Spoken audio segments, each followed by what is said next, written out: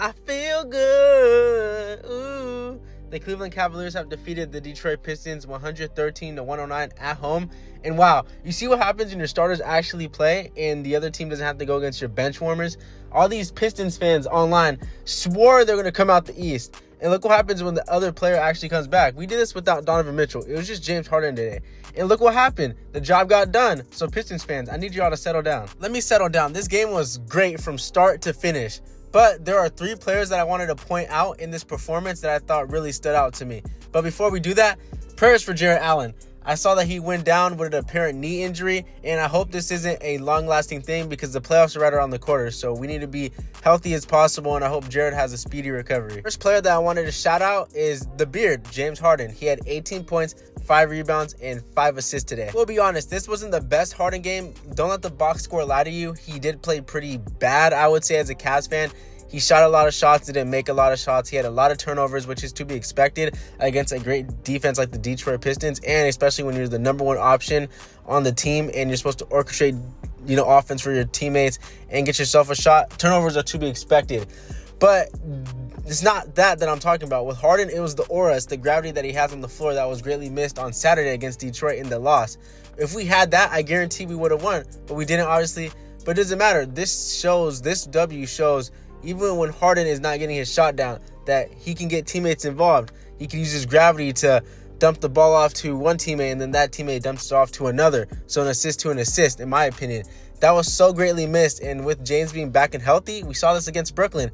He has so much aura, so much pull on the court, that he could use it in a way to either score or get his teammates involved, and that was what was greatly missed for this Cavaliers team. Second player that I wanted to highlight is Jaylen Tyson. Poor player put up 22 points, 4 rebounds, and 3 assists. And honestly, in my opinion, he was the most important player for us today. He did everything. He was the primary defender on Cade at times.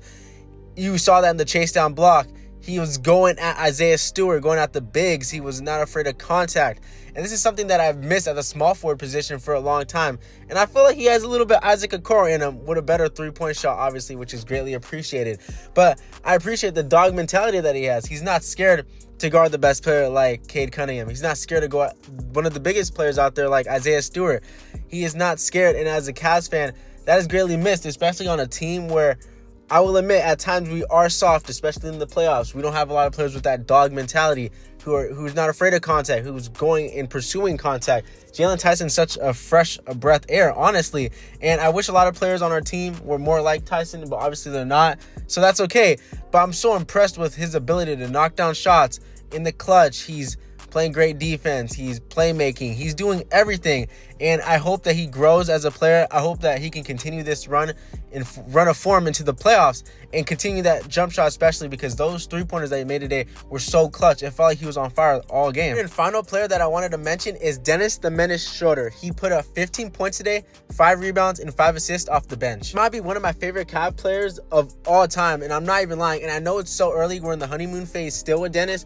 But wow, the way he plays on the court, the grit, the intensity, the level of calmness that he has on the floor, you watch it and you're like, wow, he's not an all-star. He's not even a superstar. He's just so good at being Dennis Schröder. Having a Dennis Schröder off the bench, having a guy who can do everything I just listed and a little bit more, especially on the defensive end, is so greatly missed because we never had that this season so far. Yes, we had Lonzo Ball, but he was super inconsistent, could hardly stay on the floor, didn't have a jump shot, was okay on defense, and Dennis Schröder is just such an upgrade in every single possible way. This is why I will never hate Kobe Altman. He actually goes out there and makes trades, especially because he knew what we needed to be done. He went out of his way, he got it, he fleeced the Sacramento Kings, and we've been balling ever since.